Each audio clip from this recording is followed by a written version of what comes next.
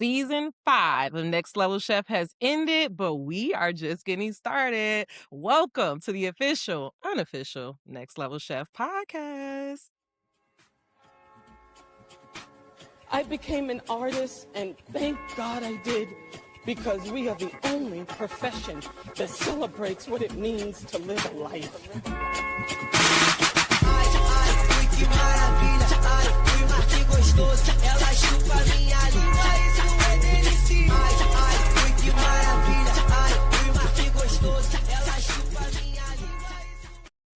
Good morning, good evening, good afternoon, wherever this podcast may find you. I hope that it finds you in great spirits.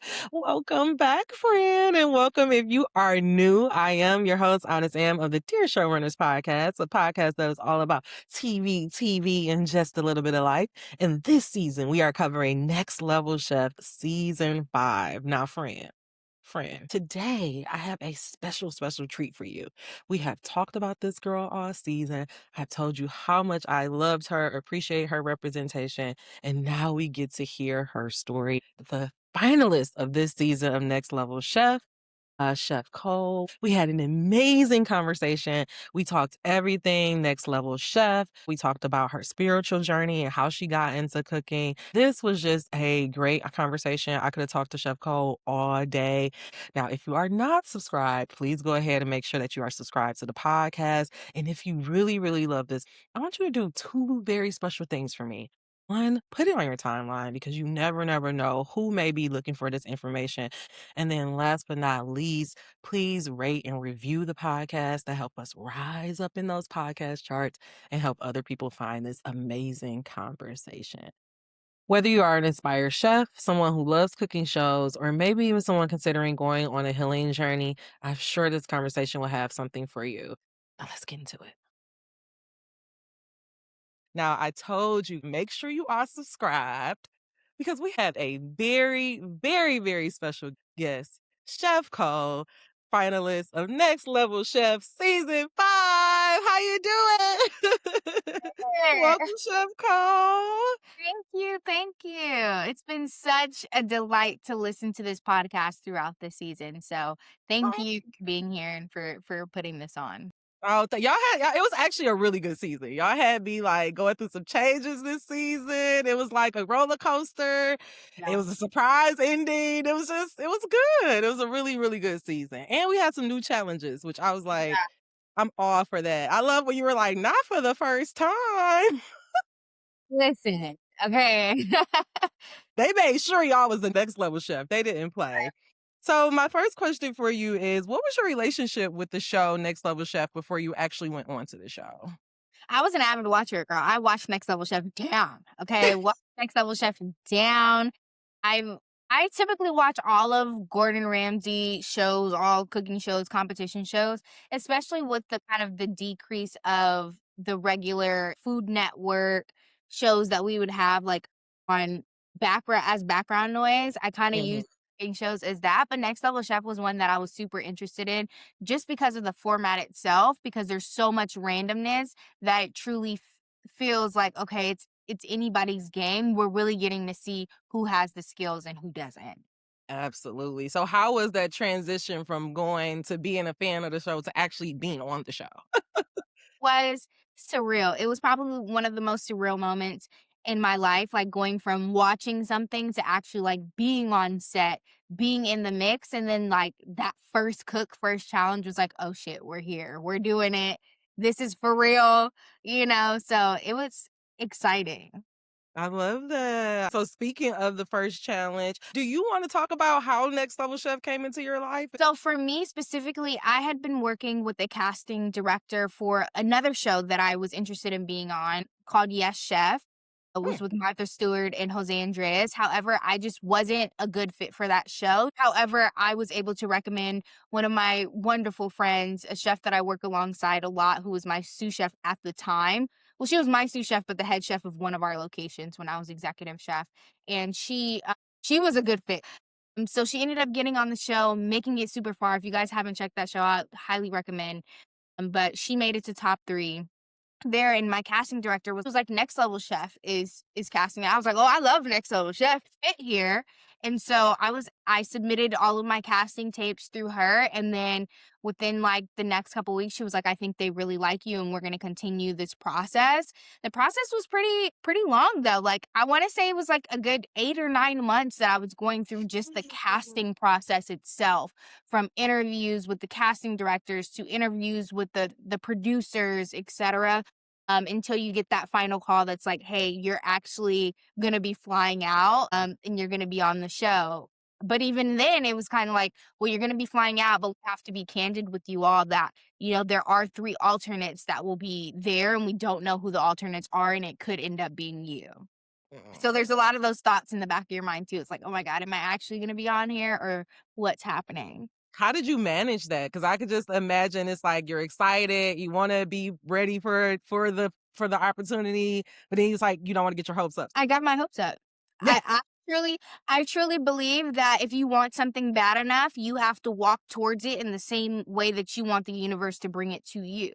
So I said that this is what I want, and I started to move as if I already had it. I started to move as if it was already mine, if I was already locked in, I was already on the show, meaning I already started to prepare myself when it came to, like, I'd be in the house, we do, like, little fake challenges so I could get used to, like, cooking in 30 minutes, I could get used to pulling random ingredients. I went to go eat at Naisha's restaurant in the airport when I was, like, flying out one day, so, like, I kept putting myself in positions to be like, "No, I'm gonna meet these people, and I'm gonna be on this show." I love that. I absolutely love that, and I love that you said, "I got my hopes up," because I feel like sometimes you do need to do that, like, who is But enough negativity in the world, who needs to add it onto your life? Like, no, thank you. right, even if the excitement only would have been the extent of that hope, at least I would have been able to experience that rather than experiencing doubt and never getting to that. Exactly, exactly. I love that. So, what was it like to actually first get through the audition round and then to actually be chosen? Not by, and I'm not, this is no diss to Naisha or Blaze because they are, heavyweights in their own right. But what was it like to be chosen by the man, Gordon himself? It was surprising. Honestly, if I'm being truthful, I was extremely surprised. I'm grateful nonetheless. Cause like to be chosen by Gordon, okay, period. Y'all can't tell me nothing. The price is going up. Okay. Period. I was super humbled. I was super grateful. I was like, wow, this is going to be great because I really do enjoy his mentorship style. As you can see, all the mentors have different styles and how they move. So I really do enjoy his style. I did have a preference on who I wanted to be paired with, but I do think I ended up exactly where I should have been. Yeah, I love that. Do you want to say who your preference was? My preference was definitely stay, hands down. If there's any opportunity as a Black woman to work with another Black woman in the kitchen, I'm gonna take it, especially if I can take it all the way for her and if we can win this thing together, like, period. So I was a little surprised not Yeah. being chosen by Naisha. But you know what's crazy is I feel like each person's team really did match their type of personality. Because, like, I feel like Aisha is she's fun, she's, like, high-spirited, she's very energetic, she's very motivational, and I feel like that is a lot of what she got on her team, where Gordon's team was, like, a little bit, like, whimsical, but very much like, "Okay, this is business, like, get to it," you know? And Yeah. Blaze's was, like, a little mix from all places, which I see in Blaze a lot, like, when it comes to different cultural foods, etcetera.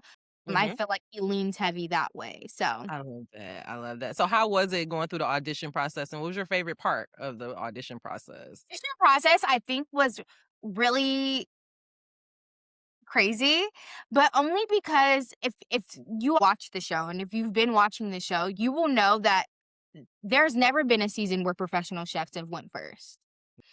So I think we were all kind of caught a little off guard. I think like not that like okay, we didn't think that we were gonna go eventually, but it was kind of like Mhm. oh snap, we're first up. Yeah. So it was a little off guard moment because how it's filmed is we all go into like the little foyer where you see everybody together. And then once we're in there, they do like introduction and then they actually debated right in front of us like who's gonna go first. So we don't find out who's going first until that moment. So in that moment is where we found out like, oh, we're going first. Okay, boom. So immediately you go back to interviews and then immediately you go into your cook. Yeah. Oh my Um god. so They threw you right in there. yeah, it was very interesting. I think the coolest thing about it is you never really know how you're gonna perform until you're in the actual situation itself.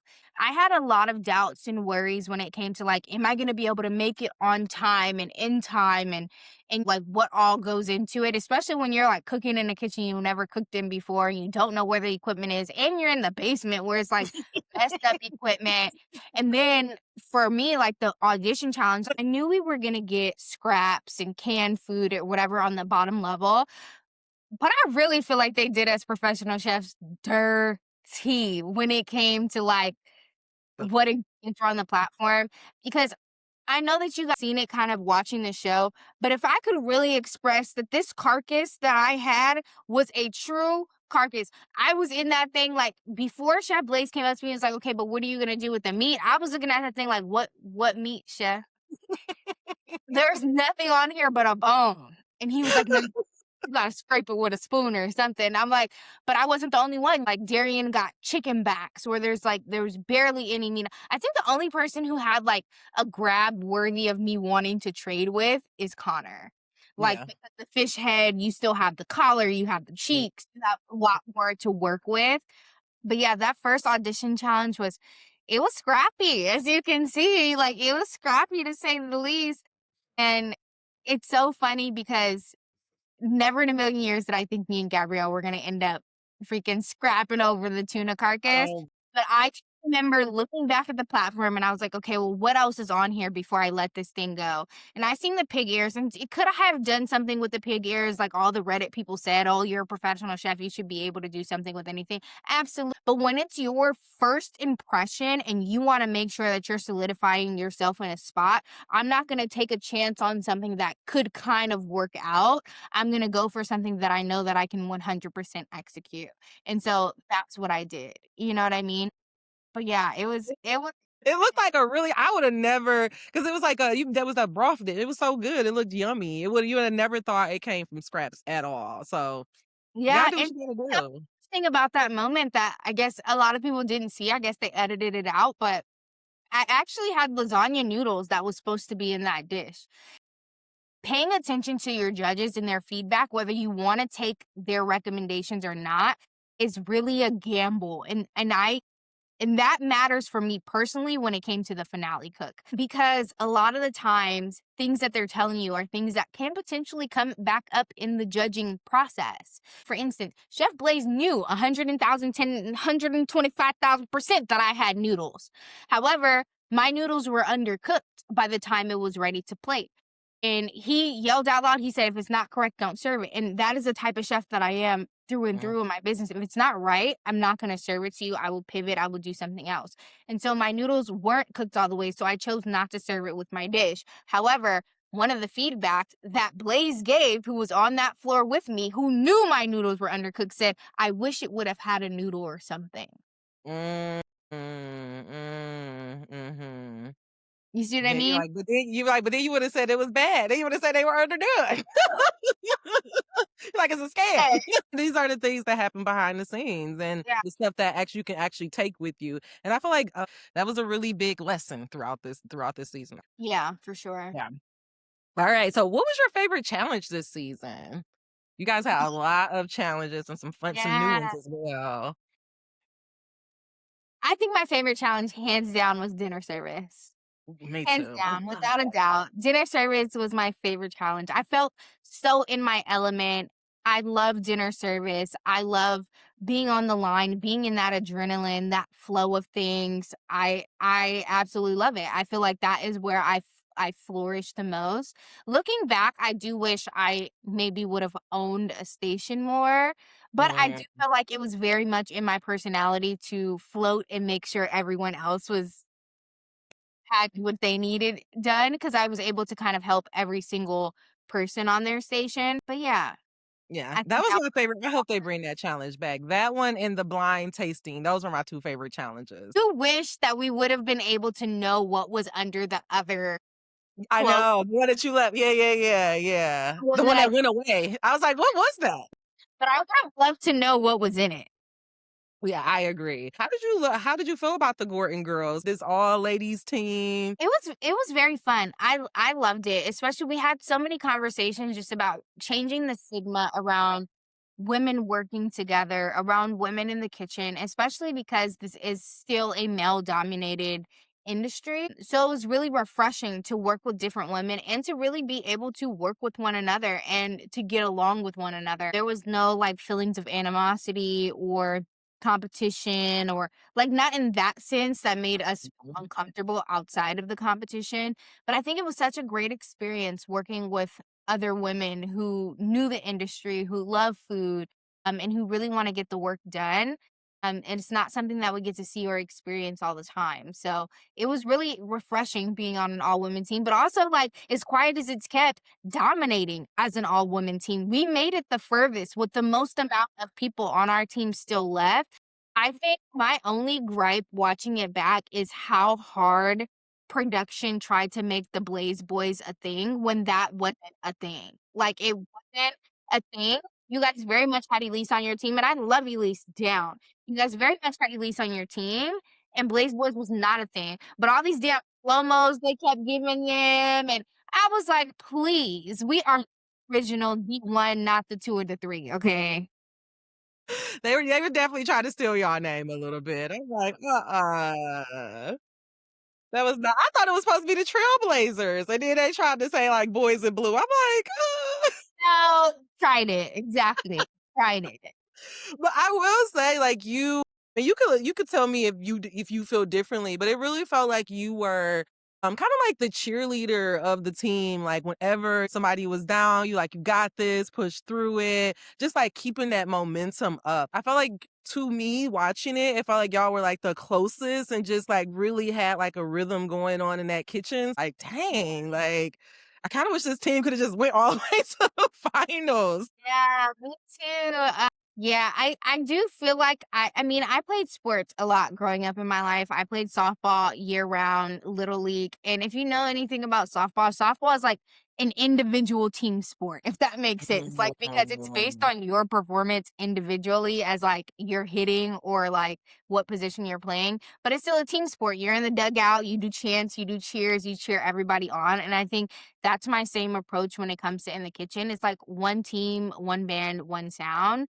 Mhm. Especially when we were still in teams, because it's like even if I don't get the best dish, you could have the best dish, and that can save all of us, and that is Yep. still very important, for us continuing on in this competition. But I think even when we got out of teams, I feel like I kind of still carried the same thing all the way up into the finale. Like I feel like everybody was my homies, and I think my biggest thing, and I think I said it even in the finale episode, is that I want everybody at their best. And if I Yes. beat you, I beat you. And if Yeah. I Yeah. lose, I lose. But I want to know that it's because you were at your best, not because you felt like you had a disadvantage. Yeah, yeah. And you showed that not just through your encouragement, but your whole attitude throughout the competition. Which challenge tested you the most? Oh, girl, that damn platform not stopping. Ooh, yeah, Oh, I said, "Go! Go!"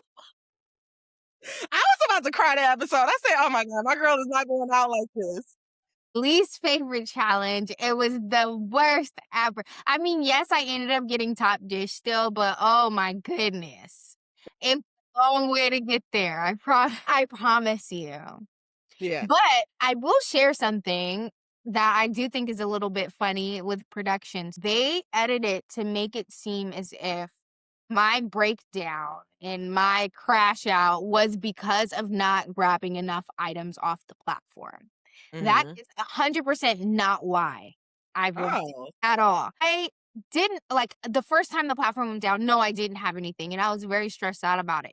But my breakdown was really because I had never cooked pork belly before. Now, yes, are there things that I should know how to cook? Yes, but a lot of what is something about my story that wasn't highlighted is I was vegan for 8 years. I had Mhm. only started cooking meat maybe 2 years prior to being on this competition. When I took my executive chef job, I started cooking meat again, and then I was going through some health things, started incorporating meat back into my diet. So I have not cooked all the proteins, and pork is definitely one that I have not introduced into my diet, and I don't cook, and I hadn't even eaten growing up. So I was more stressed out about not having pork. And I think where else we see that is in the in-season tournament, where my first cook went pretty decent. I just didn't have enough items. But the second cook, I grabbed pork again. I had never cooked a pork chop before. So those are the things that kind of stress me out a little bit more than other things. But I thought it was really funny because so many people were like, oh my God, I was so sad for you because you didn't have enough items. And I was like, they edited that so crazy because Yeah. no, I didn't have a lot of things. I mean, I had quite a bit of stuff, but the real like sadness that was coming to me was I've never cooked pork belly. I've seen it cooked. I understand the concept, but not in 30 minutes. Because the way I've seen pork belly cooked was like, okay, you put it in the oven, you render the fat, you get the top nice and crackly. But that has what I've seen has been over like hours, like 2, 3, 4, 5 hours. So I didn't know.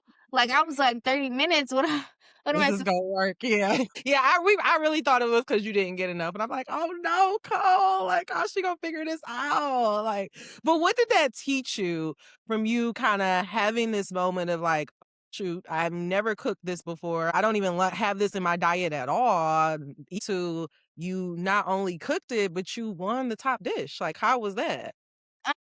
I think it taught me a couple things. One thing, it taught me never have too much ego to just ask for help, to just ask questions. Mm. Whether it was Chef Ramsay or whether I called out to my team to be like, hey, how would you recommend cooking this?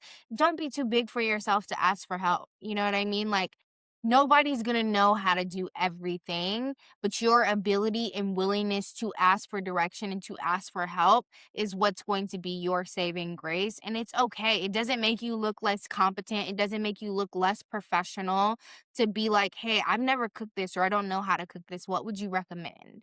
You know what Yeah. I mean? So that's a big thing that I learned is like ask for help. That's what the mentors are here are for. And I think sometimes we forget that. Even when I see some people on Reddit, when people are like, oh, I feel like Gordon was helping too much or these people were helping too much. And it's like, I think we forget the premise of this show, though. The premise of this show is mentorship. You know, like, yes, it's a competition, but it's still, we're fighting for a mentorship. And I think that's a part that sometimes gets lost within this show is the mentorship aspects. And then I think another thing that that taught me is it just really solidifying that it's important to broaden your skill set. You know, it's important to have a voice, yes, and to know what it is that you like to cook and to know your flair. But it's also important, especially for me as someone who works in the private sector, to be able to adapt to what my clients' needs are and my clients' wants are, even if it's not a part of my dietary restrictions. And that's something that I had told someone else too when they asked me, like, what can I do to prepare for a cooking competition? It's like, know all of your proteins, at least as much as you can, because it's no longer about when you're in a competition like that, it's not about what my dietary restrictions are. Even if I had an allergy, it's not about my allergies. It's what about what I can execute. And at the end of the day, cooking is science. And if you are really scientific with it, if you are mathematical with it, if you are really taking your craft seriously, you should be able to execute it. And you executed it. And that's the moral of the story. You executed it all the way to the top. It was beautiful. It was just a good episode. I feel like either way, that damn challenge was dramatic. So Everybody was going through it low key. The second floor, Machete Belly got something like it was. but it's so It's not okay. going on. My biggest thing too is like that challenge, it sucks to be on the top level. It's like, damn, we work so hard to get on the top, but none of it matters because once it's going down, you don't have no time to look, to think, to nothing. To be honest, the perfect place to be on that challenge was on the basement floor Yep. because you have everything that everybody missed and it has to stop before it goes back up. Yep. Going through all of these challenges and making it to the finale, what did that teach you about yourself? Tell me that I really am as badass as I think. But me personally, I went into the situation. I did have quite a bit of doubt going in, you know, because you just never know what background someone else comes from, what they've done, what they're capable of doing.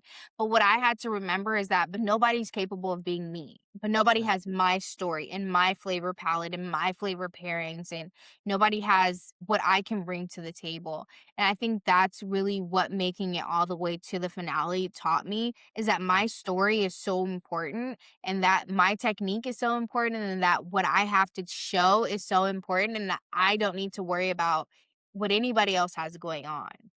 Yeah. Uh, I think it also taught me about myself that, like, I am truly resilient. I know I am my ancestors' wildest dream come true. You know what I mean? Because I don't take any shit, and I'm gonna go after what I want, and I'm not gonna let anything defeat me. And I think we see that multiple times throughout the season.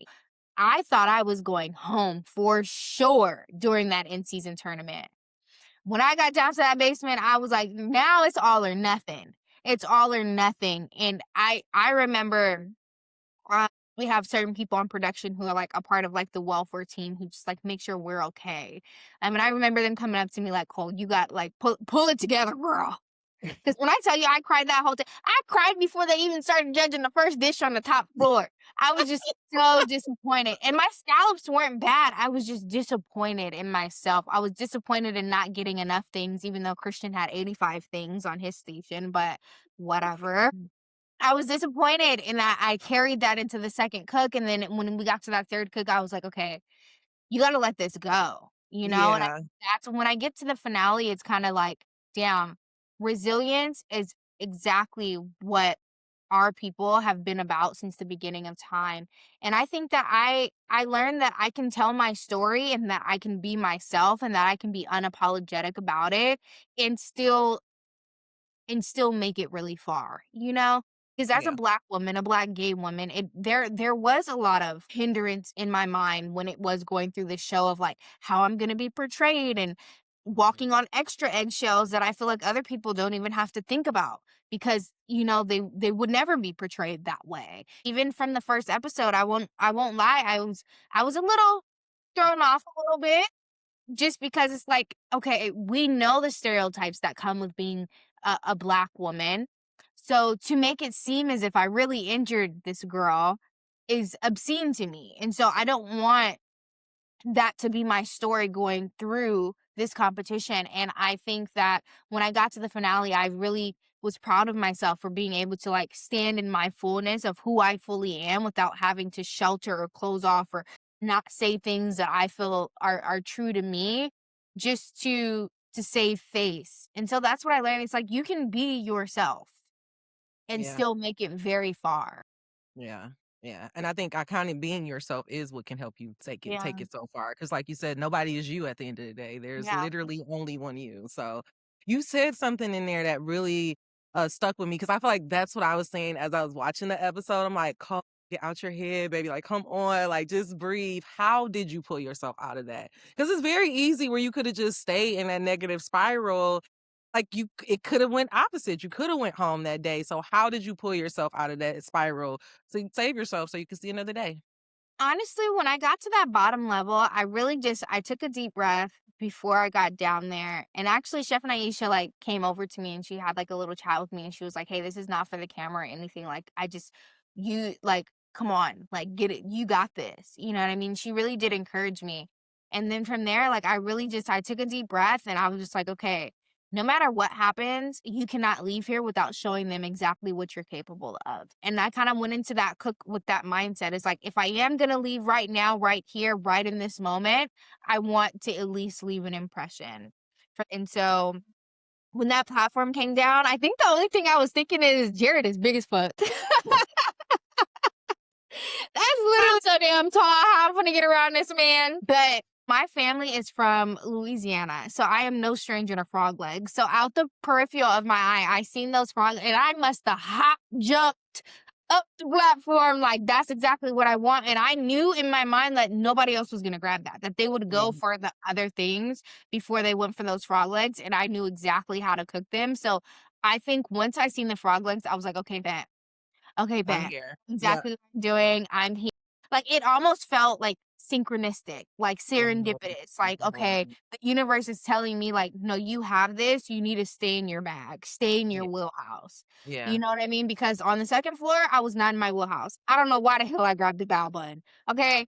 I've made bow buttons a couple times where like bow is not my bag. Okay. My bag is not the bow. So I was kind of like, But in your defense, that weekend I went out and got some bao buns at this little like infusion you place, know, and I didn't need any sauce. Like it was good. It was good without the sauce. I will say my pork was overcooked. That is Okay. probably the most difficult thing is when a mentor comes up to you, especially Naisha, because she has her telltale signs. She's not gonna tell you it's overcooked or you did it bad. She's gonna be like, you gotta be careful with that. But by that time it's already cooked. So I'm like, careful, girl. It's stressed now, okay? That's funny. So, what was your mindset going into the finale, and did you do exactly what you wanted to do for the finale? My mindset for the finale was to really just leave it all on the table, and it was to really to showcase food from the Black diaspora in a way that elevates it, in a way that other people can see themselves in my story, especially because we have such a deep history and story of survival and migration and resilience, and it's not one thing. You know, when people think of soul food, they think of one thing, and it's not one thing. Black American cuisine is so vast. And so I knew that going into that finale stage, that's what I wanted to showcase is the vastness of my people. Now, what I will say is thinking about what I was going to make for the finale was very difficult because when at the time you have to start thinking about what you want to do for a finale, we're still maybe 2, 3 challenges ahead of that. So not only are you thinking about that, but you're thinking about the other challenges. You're thinking about, am I even going to make it there? You know what I mean? Like the people who made it to top 6, top 5, top 4, they didn't know they weren't going to make it to top 3.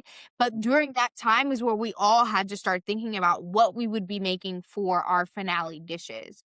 So I think if there was anything different that I would have done, there's 2 things. I wish I would have had more time. Like, I wish we would have had an off day to really just sit and just completely just think about what we wanted to try to do for the finale or come up with different ideas in our head.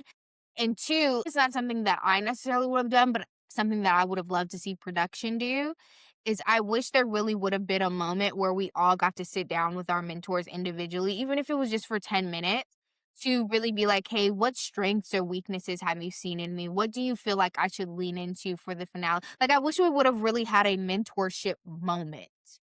Really like dive into like, what have you seen in me? What could I do better? Because we didn't have that. And like by that time, it's just compounding emotions on top of emotions from everything that's happened in the competition. But from the ideas that I had in my head that I wanted to produce that were like preemptive, I did everything I wanted to do. I got all the proteins I wanted to get. I'm glad I wasn't fighting with the boys. I think the only point I wanted to do something different for was that last and final cook. I did intend on taking the duck breast. I think my play on a duck a la orange with the kumquat gastrique would have been just chef's kiss. However, it was such a funny thing because we take a lunch break in the middle of the middle cook in the last finale cook. Oh wow. Okay. During that lunch break, we're sitting around. We're not really supposed to talk to each other, but we're sitting around and we're all just kind of like, damn, we all know Darian has the first pick. And so I asked him, I was like, bro, do you plan on taking the duck? Like, if you plan on taking the duck, just let me know so I can like formulate something in my mind like, right now, And he was like, yeah, I do. And I said, okay, bet. Cool. So I did know that he did plan on taking the duck. So in my mind, I was like, okay, now there's only 2, there's venison and there's lamb. I just cooked lamb. The thing is I know that all of our preferences were both duck or lamb. So I knew that Connor wanted Mhm. duck or lamb as well. So by the time we got ready to do, I was like, okay, well, me and Connor are standing at the thing with our hands on the little wall. And I don't know if you catch the little moment where he was like, so what are you thinking? I was Oh like, yeah, I'm what you gonna take? Yeah. and it's because he hadn't cooked lamb before, and I knew he really wanted it. He had the last amount of time, and so I was like, you know what? I think the perfect way for me to go into this last cook is to go into the same way that I went into auditions and to cook something that I've never cooked before. If I'm gonna learn something new, then I'm gonna learn it right now in this moment. And I'm gonna bang it out. So my strategy really was like I was trying to show the mentors that not only did I actually learn from you all throughout the season, and I'm gonna show you I did, but also I'm going to show you that I'm still ready to learn, that I still haven't figured everything out. So that was really my strategy. And I thought it was going to take me all the way, especially even with Naisha's comments. Like, we can really see how she took everything that she learned and like put it into everything. Like, even from the halibut, like, as we can see, I cooked halibut that first day, never cooked it. You see me cook it multiple times, even in the finale. And even Chef Blaze said, I took the hardest proteins on every challenge in that finale, and I told my story with it. And I think that was a really big important part for me, is showing how resilient I am, but also showing how fucking down and dirty I'm willing to get to really learn. Because for Yeah. me, I looked at it as this is an opportunity for a mentorship, and I want them to know that like I don't have it all figured out, that I am open to learn and that I'm ready to learn and that I want to soak up all this information, that I want to be in a position to learn from you all, to like better myself, to push my career forward. So that was really my strategy going in. It was showing them all the things that they've taught me and taking that with me into the finale, and then kind of putting a little fun twist on it. You know what I mean? Like even like Chef Blaze said, yeah, it's really whimsical for me to just take the idea of a kumquat tree and make that be my through line. But it was like it's too easy for everyone to me to just be like, okay, well, these are the places that I've, and no shade, no tea, but like these are the places that I've traveled, or this is my childhood food that I'm elevating. It's like, no, I wanna show you guys that I can be really extremely creative and still give you something good. And still be intentional at the end of the day. Like, I really love that part of it. I love how it went back to your childhood because essentially it did tell your journey. It's like I started cooking to, express myself. I'm literally expressing myself throughout these 3 courses and I'm still ready to learn more. Like, I thought it was really beautiful, especially when you explain it.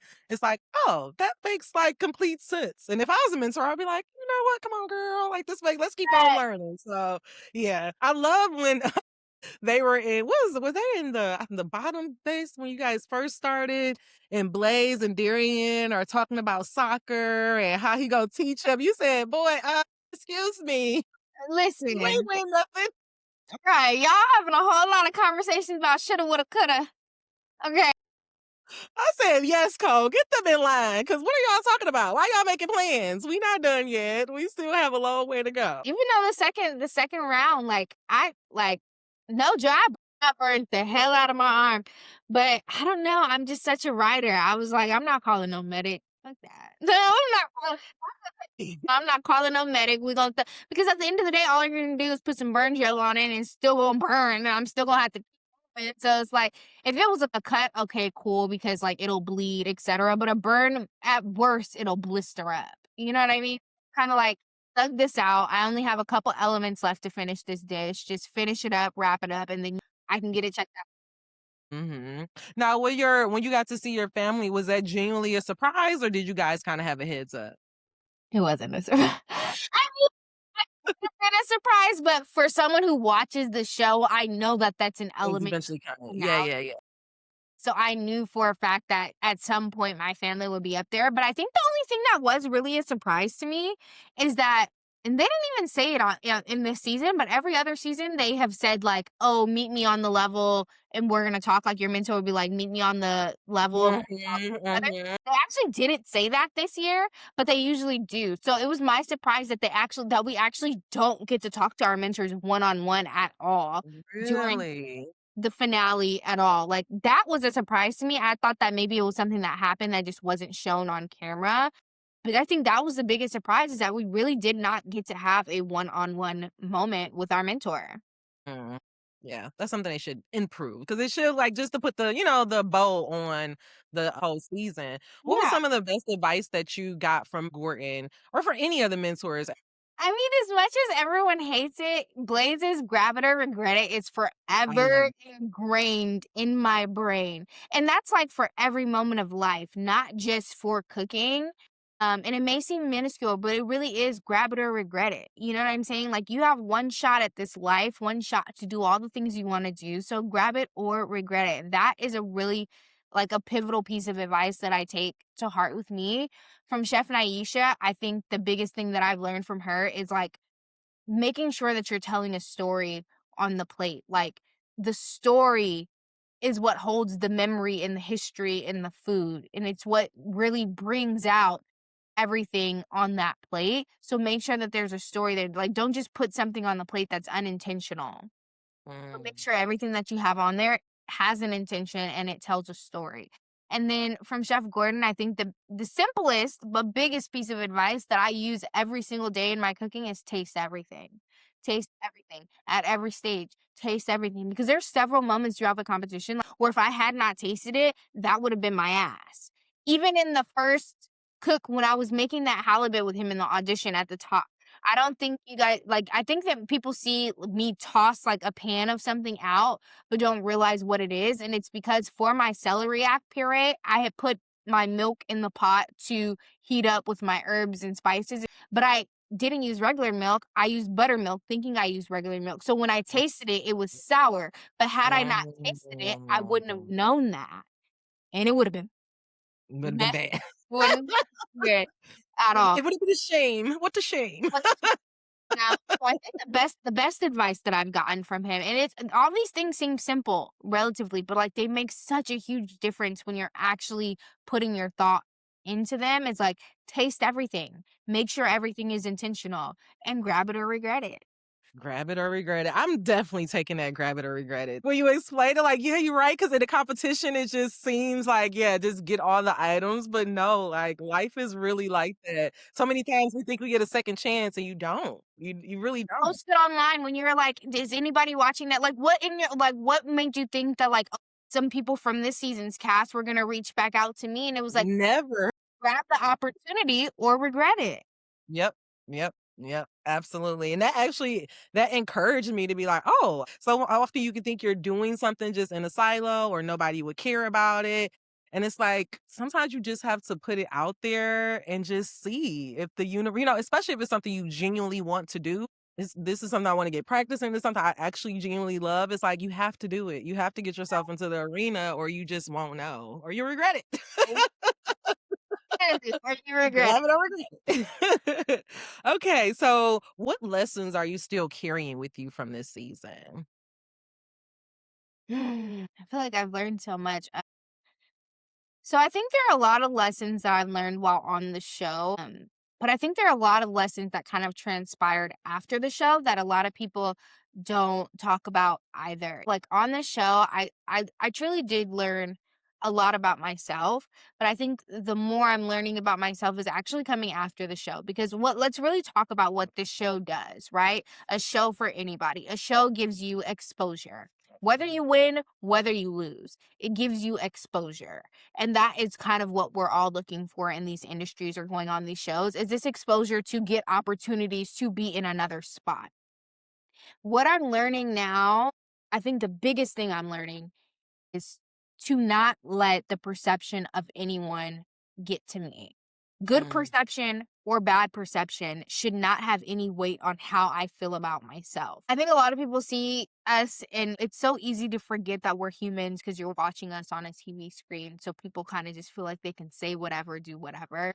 And I think the biggest thing that I'm learning is to not let what anybody says get to me. Even the good things, like those little adrenaline hits should not have any weight on how I feel about myself or how I move or how I continue throughout my career. And I think what I'm really learning is to allow people to have their own judgment and not feel any type of way about it, good or bad. And I say that with emphasis on the good or bad because people like to be like, oh, well, don't think about the bad, but also don't really think about the good too much either, mhm. you know? Because all of that is other people's perceptions. You know, if someone says, hey, I like your hair, you can literally be like, thank you for letting me know. If someone says, hey, I hate your hair, it's the same response. Thank you for your opinion. And none of that should hold any weight on how I feel about myself, because I've gotten amazing comments, amazing support, and I've got some nasty comments and nastiness from people on the internet. And I can't let that dictate how I choose to live my life. That really just remind me of that Maya Angelou quote, or maybe even a saying. She said, "I don't pick it up and I don't let them lay it on me." Like about people admiration, and it's like either way, you really have to stay solid within yourself. But that actually made me think about another thing that I wanted to ask you. During the finale episode, you talked about how like you discovered cooking and how to express yourself and how to even like transmute your emotions. How did you even discover that? Because I'm a healer, and one thing that I noticed that people struggle with is realizing that when you do feel a certain way, you don't have to stay that way. Like there is ways and methods to kind of move out of it, to transmute your emotions and to put it elsewhere. How did you discover that cooking was that for you?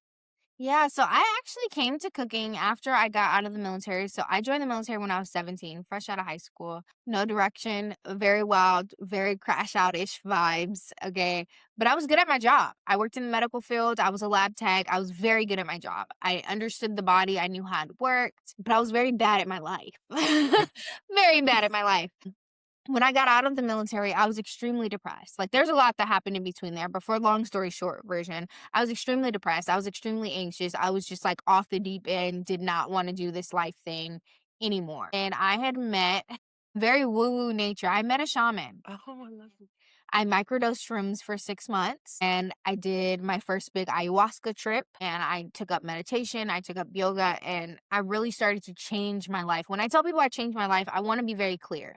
These modalities did not change my life. They changed the way I viewed my life. Nothing in Mm, my life changed per se. My perception of my life changed. I was able to finally see good things in my life. So I want to be very clear about that because I don't want people to feel like, oh, you could do these things and your life is just going to get better. No, bullshit still happens, things still happen, but the way that you process it, the way that you perceive it changes. And after that long journey with my shaman, I was still kind of like having some remnants of feelings still that I just could not shake. And he was like, you have to start looking at what you're ingesting. And when he mm, said that, he meant it in a literal and a spiritual sense of what books I'm reading, what people I'm engaging with, what TV I'm watching, what food I'm ingesting. And at that moment is when I started to realize, food really is medicine. And he kind mm, of hounded on that food is medicine. So from that moment, I started my cooking journey while I also went through my veganism journey. I mm. was vegan for 8 years. In every part of veganism I've tried. You know, alkalinity all the way to like being raw to, just plain veganism, in all these modalities. And what I really truly learned is that food is medicine. This food that was put here on this planet was for our healing benefit. And that is what our ancestors and indigenous folks have used it for. It was to heal our minds, our bodies, our souls, and nourish us and sustain us to be able to live the best lives that we can possibly live. And so once I started realizing that, I also started realizing that I love this so much that I cannot give myself what I need to and work another job. Like Mm, I I was so ingrained in food being medicine for me that I spent all of my time in the kitchen, which means I didn't have time to do anything else. So it's like, this has to be my job now. Like now I have to make this my career because I don't want to be anywhere else. I want to be in the kitchen. I want to be finding ways to heal myself, to heal other people. I want other people to know that these things are here for our benefit. yeah. And so that is truly how I came to food and how I came to this as my outlet. So it started as a healing journey, but in that healing journey, I was also going through a bit of an identity crisis from growing up in such a broken household and not really understanding like my roots and where I came from. And so food not only helped heal myself, but it helped me better understand my identity and my lineage and where I come from, and where my family has come from, where we've migrated from, where we've been. And that's kind of what continues to stick. Yes. Healing is never just a one all complete journey. It's something that we continuously go through throughout our lives, but also finding our identity and creating ourselves as much as we are finding ourselves is still a lifelong journey. And so that's kind of how I came to food and came to this notion that it's like, this is something that I'll be doing for the rest of my life. Now, in which way that'll show itself, whether I'll always be a private chef, on my feet cooking all day, I don't know. But I do know that I will work in food and beverage and hospitality in some capacity for the rest of my life. Yeah, thank you for sharing that. And I'm glad that you clarified that the shrooms, the meditation, like all of these modalities are just tools and they don't automatically make your life better. And I love that you like it's a process, it's a journey. This stuff doesn't happen overnight. But I do really genuinely feel if you do the healing journey correctly, 9 times out of 10 is going to lead you where you need to be. Mine led me to writing. So it's like you have to just kind of go through that process because it will like awaken you. And you have to be patient with yourself because it's not going to happen overnight. So thank you for sharing that so much Yeah, of because people course. need to hear that. And I always tell people shrooms are the cheat code. Like if you are a naturally negative person and there are people that's like that, or you just kind of see more of the gloomy side of life, microdose a little bit. Find a doctor, make sure it's okay. But it really kind of helps you get out of that negative thought pattern. Yeah, So because I that's was like, just a the tip. first time I did shrooms, like, I tell people it wasn't like this, like, It wasn't trippy. Yeah, I cried. I literally cried looking at the trees like, "Oh my god, are you always this beautiful? Like, why do I never notice you the way I'm noticing you right now?" You know what I mean? And so those little things put life into perspective. It's like, damn, we choose to hyper focus on certain things that are negative. There's so much positive happening around me. There's so many beautiful things to experience in this life if you're willing to experience them. Absolutely. If you're open to it. And sometimes we just need that shift. Sometimes it literally just takes a little mindset shift to get you where you Yeah, need to go. exactly. You talked about this a little bit, but I want to know how has your life changed since filming, and what was it? What has this experience? Because you're hitting on it, but I really want to know what was it like to watch yourself on television and then to go to the comments? Because, like you said, people don't realize that you are still a regular person, and the internet is a reckless place, right? Yeah. So, what's that process like? Seeing yourself on TV every week, but still being in your life. Yeah. Well, life after filming has been great. I mean, I'm booked and busy. Okay, booked and busy. There's no shortage, but if you do want to book me, just like reach out. I can be available. But Figure it out. yeah, there's no shortage. I've been really booked, really busy, but also just trying to figure out what it is that I want to do next, like what it is that I'm putting my heart and my passion into. Because being a private chef is cool, but again, I'm constantly cooking what other people want me to cook, and it's hard for me to like showcase what my voice is and what mark I want to leave on the food world. So that's been interesting. I mean, I've had a lot of great opportunities and opportunities I'm not even allowed to speak about yet that are coming to fruition. But immediately after getting off the show, I was signed to a management agency. So that's really great. They put in a lot of legwork. They've pushed me. They really believe in me and we really vibe together. So I'm really grateful and appreciative to be in a position to, have a team that's looking out for me and that's making sure that I'm getting the things that I deserve. I just finished my very first sponsored like brand partnership with BioLife cheese. So that was really, really great. Especially having a management team that listens to you, like is not just trying to throw whatever at you for money, but they understand like what alignment looks like for me. So that's been really good. And again, having a lot of things upcoming, in the sports world and things like that, because that is truly my passion is like nutrition and function of food. So that's really, really exciting, and I'm hoping to do more there. I think another big thing that's changed is obviously the amount of eyes that are on me. I've went from a certain amount and I've jumped like almost 30, 40,000 followers Yes. since filming the show. So that's interesting in itself. There's a lot of thoughts, a lot of people, especially because the world that I work in is, mainly about Black American cuisine. And there's a lot of controversy around it. There's a lot of misinformation, a lot of information that's hard to be passed down and things like that. So there's just a lot of opinions. So just really trying to get used to a lot of the eyes and opinions being on me. It was really fun interacting with everyone on Reddit this year. This year, I'm the type of person like, and I'm still trying to learn. that everything doesn't need a response, but I am still human. So sometimes like things do get under my skin and I'd be like, "Mm, okay, you thought you had the right one today though. Okay. So I have some time today. I got time today."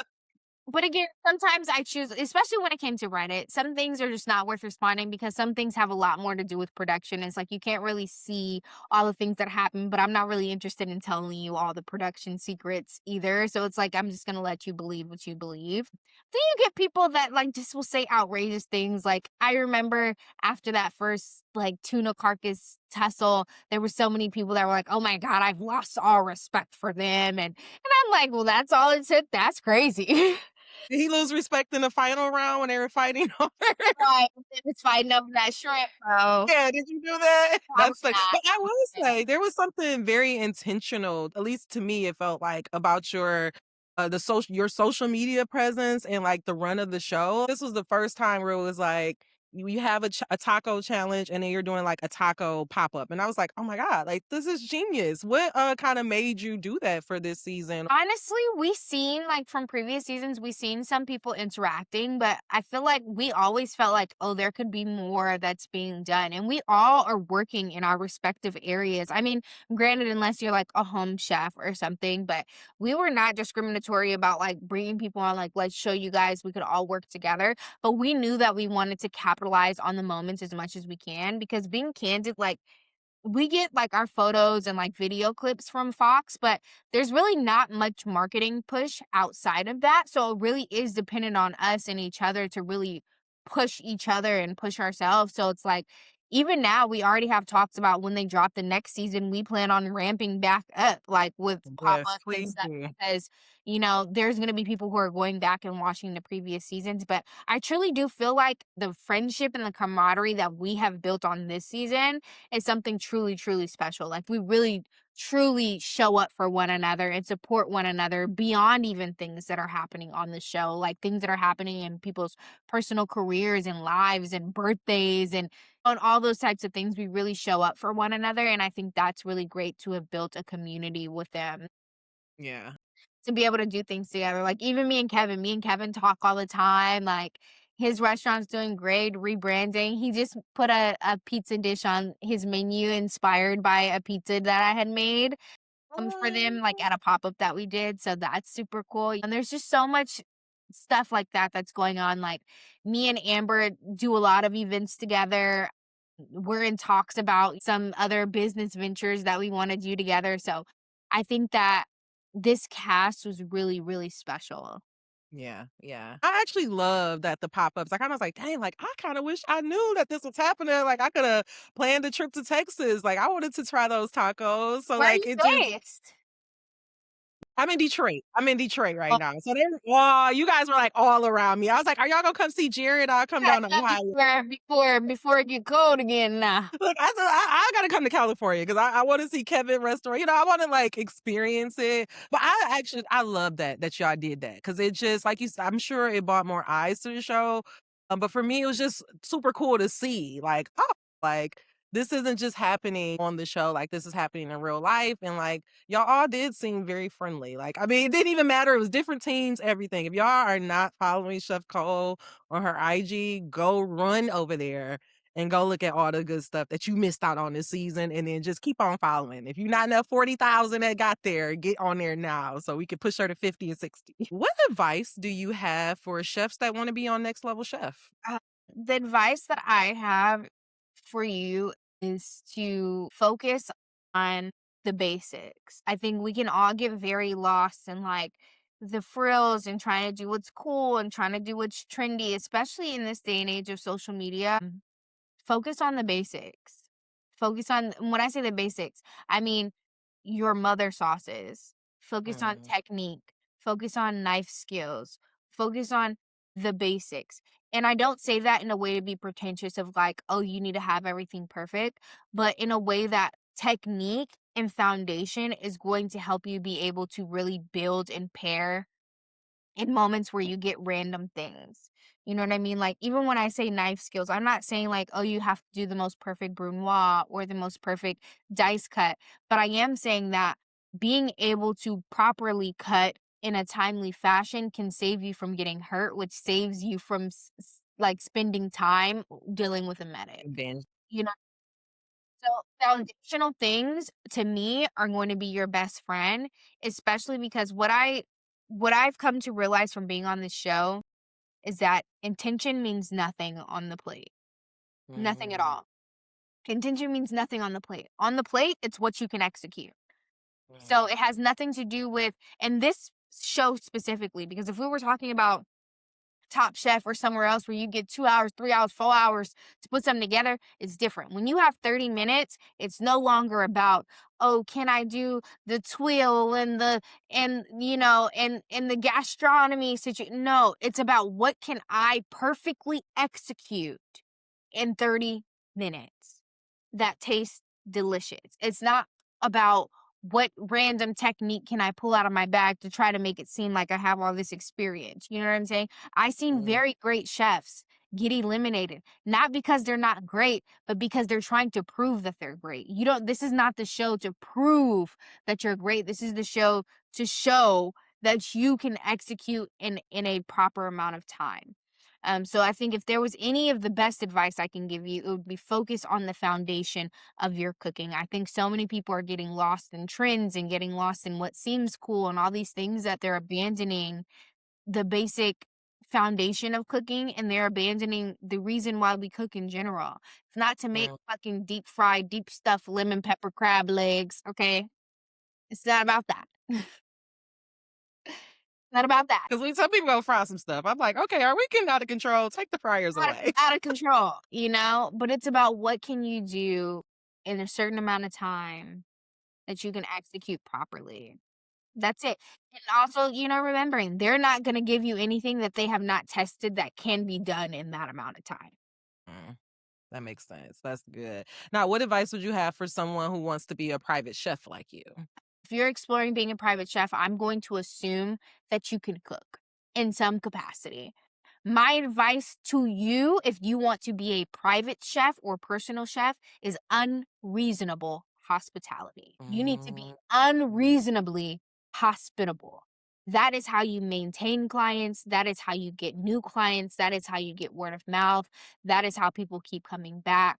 That's how people want to pay you the big money, is unreasonable hospitality. If you are not hospitable, if you get irritated by people making a little request, if you get irritated if people want to change from 5 guests to 6 guests, if you get irritated because they don't like vanilla cake, they like chocolate, but you only like to make vanilla, it's not for you. This private chef it is a people's people type of job.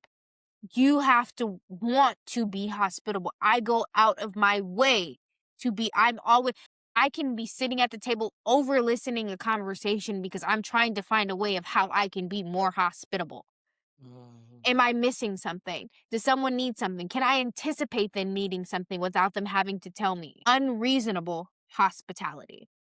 I love that. That was great. Now, what I don't want to say what's next because you already said that you got a lot going up and, and like stuff you can't even talk about yet. So we're not even going to dive in there. Make sure you're following her IG and all of her social media presence. But was there anything that wasn't shown on the show, that wasn't told on the show that you wish that the audience would know? Or is there something that you want the audience to know about you? Think the biggest thing that wasn't shown is like we kind of talked about it earlier is my journey to food and how I got to food. It's like people may look at me and try to make assumptions about my story, like, oh, this is a black girl, so she must have grew up cooking in the kitchen with her grandma, her big mama, etc. That's not the case. Okay, my grandma was alcoholic, baby. She wasn't cooking up nothing. Okay, she was cooking up something, but it wasn't nothing. Wasn't it? Um, but if there's anything that I wish would have been shown more, is on the episode of the 250th birthday of America. I think I wish my commentary of what I'm cooking for was shown more. And now I get it. We're on a TV network. It's political. It did get very political. But if there was anything that I wanted people to know what I stood for is that I had a big gripe with that day in that challenge because you're asking me to celebrate 250 years of a stolen land. You're asking me to celebrate 250 years when more than 200 and something of them years my people were enslaved on this land. You know what I'm saying? So you're asking me to celebrate something that I don't believe in. Yeah. So I had to really dig deep in that commentary and in that challenge on what is it that I'm choosing to celebrate so I can get through this. And so for me, that challenge wasn't me celebrating the 250 years of America. It was me celebrating the 250 years that my people persevered anyways. Mm. That we did it anyways, that we were resilient anyways. All the contributions that we've made to American culture that have been overlooked and overshadowed anyways. You Yeah. know? So it's like when people see, oh, we got fried chicken on 4th of July, you know exactly where it came from. You know exactly how it got here. When we talk about cookout, you know that cookout on the 4th of July came from us. That wasn't just something that was happening here. So I think that was kind of like the only moment in the show that I felt like a lot got cut out, which I knew it would because it's very politically driven. So I knew, but I also knew that if I ever had a moment to talk about it, I want y'all to know that I knew. Okay. I want y'all to know that I stood on what needed to be stood on. Okay. Regardless if they chose to show it or not, I said what I said. Yeah, yeah. Because that episode, I said, she don't need no birthday party. Why we celebrating her? She needs to sit in the corner and think about her life. We're not even in America right now recording this. Okay. I don't know where I'm at. I'm in an empty space, guys. We just in the universe, okay? Chef Cole, this was amazing. Is there anything you want the audience to know where they can find you? You can find me everywhere on the internet at Chef Cole Lawson. Even on YouTube, I don't have any long form videos right now, but I do plan to in the future. I am working on a series that I want to drop that will be something long standing. Hopefully that will have like seasons to it. I'm just on the search for a really good videographer team and a kitchen studio here in LA or the IE. So if you're watching this and you're a videographer or you know a kitchen studio in LA or the IE, please reach out to me. But even email, you can reach me at hello@chefcolawson.com, my website, chefcolawson.com. And yeah, I'm really grateful for all the support that I've gotten. I truly, truly appreciate it, like beyond words can express. And I know sometimes a lot of people send me messages. I do try to respond, but I'm not gonna lie to you. I'm human. I'm one person, and sometimes getting too many messages does get really overwhelming for me, even if they are good messages. It's overwhelming. I don't think as humans we were supposed to be in contact with 40,000 people. You know what I mean? So I get a little overwhelmed, so please don't hold me to it. I do see them. I do appreciate y'all. And yeah, I think that this has been a crazy ride and I'm ready to see, what is going to continue to unfold from it. Yeah, I know it's only going to be great things. We just want to say thank you so much for representing. And I want you to know I never doubted that you probably said something about the 250 because when we first met you, you told us you were from a black household. I said, okay, this is my girl. This is who we go keep up with. And it was shown, like you kept it real all throughout. But you also, like you said, you demonstrated like what you learned and what you elevated. And it was just beautiful to see. Thank you for an amazing, amazing season. Thank you for this conversation. And I am wishing you nothing but the best. I promise I'm gonna get to California so I can get to one of these pop-ups. For you, I have a question for you. So how was Oh, because we talked in the very beginning, right after auditions. And I was like, okay, I'm down to do an interview, but like let's let it play out. And you tell me when you want to do one. So how did you feel at that moment? And then you watching it and then realizing, oh snap, she made it all the way to the finale. I couldn't gonna be honest because I was like seeing so much you on social media. I'm like, she won it. She was with everybody. She did it. Like we're just watching her arc. I said this on the final podcast. Like I was like hardcore rooting for you, but Darian made me a fan in the end. I was just like, wow, like this was not who I thought was gonna win it, but I wasn't mad at the outcome. Honestly, I was not mad at the final three at all. Like I was really like, it could be either one of them, either three, and I would have been fine with it. It was just, I feel like this was just a very entertaining season all the way through. And that's all I want to see at the end of the day. But I definitely thought you were going to take it, girl. I was just like, I oh, thought I was gonna win it all. But again, I mean, it's so hard because as the show ended, of course, we have my own thoughts and emotions going back and forth, shoulda, coulda, woulda, all these things. But one thing I will say is anyone who's watching, please know that like None of us in the top 3 are haters in any capacity. We all 100% love each other, 100% support each other. Do I still think I should have won? Absolutely. But at the same time, I'm not mad at Darian winning. When I told you he put up 3 phenomenal dishes, he put up 3 phenomenal dishes. He did, even in the midst of being thrown, like having to fight with Connor over what he wants. And like, he still put up 3 phenomenal dishes. So I cannot be mad at that at all.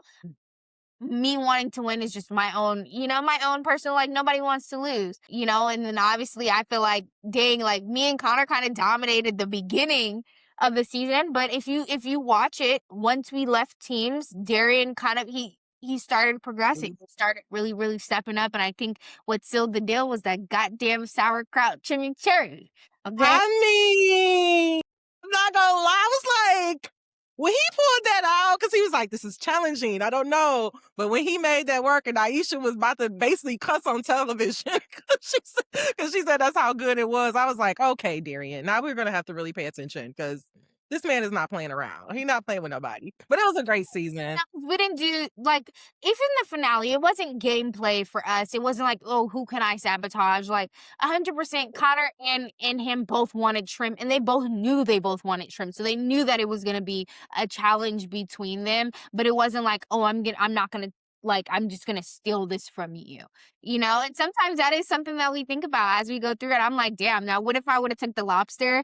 He wouldn't have been able to make pepper scallops. I don't see it working, Yeah, yeah. Yeah.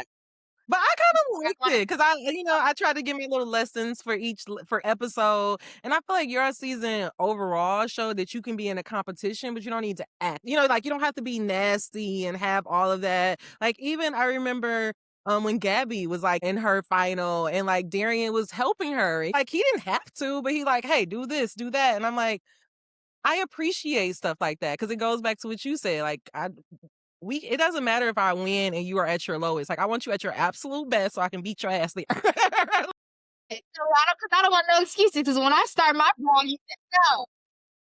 I'm crazy with it. So All right. Well, Chef Cole, that is all I had for you. This is what I needed. Thanks for a great season, though. Seriously. And let me know when y'all about to start that next run of pop-ups. we can get out that way. Hopefully, Yeah, try to get Jared in there for the meatballs. I'll come down and get some of them, the lunch lady meatballs. All right, Chef Cole, you enjoy the rest of your day. Oh, amazing was that conversation with Chef Cole. Like, oh my God, that was everything I needed and so much more. I can completely wrap the bow on season 5 of Next Level Chef. I hope that you enjoyed this conversation as much as I enjoyed having it. Now, we are at the end of the episode, friends. Please make sure that you are subscribed to the podcast. Even if you're not subscribed, please go ahead and leave us a review that helps other people find us. And then if you got anything from this episode, go ahead and share that to your favorite social media timeline because you never, never know who may be looking for this information. Now, friends, we have made it to the end of the episode, so you already know what I'm going to say. Dream them dreams. Never let the internet rush you, and never, ever let someone tell you what you cannot do. I am your host, Honest Am of the Dear Showrunners podcast, as well as the creator of Honestly Sis. If you're interested in learning more about that, please go ahead and check us out at www.honestlysis.com. All right, friend. Thank you so much for helping my dreams come true. Now get your ass out there and work on your own. Finish that book. Go ahead, make that YouTube channel, become a private chef, whatever it is, go ahead and do it. And I will meet you at the top. It's the last time I can say it. We're in the next level.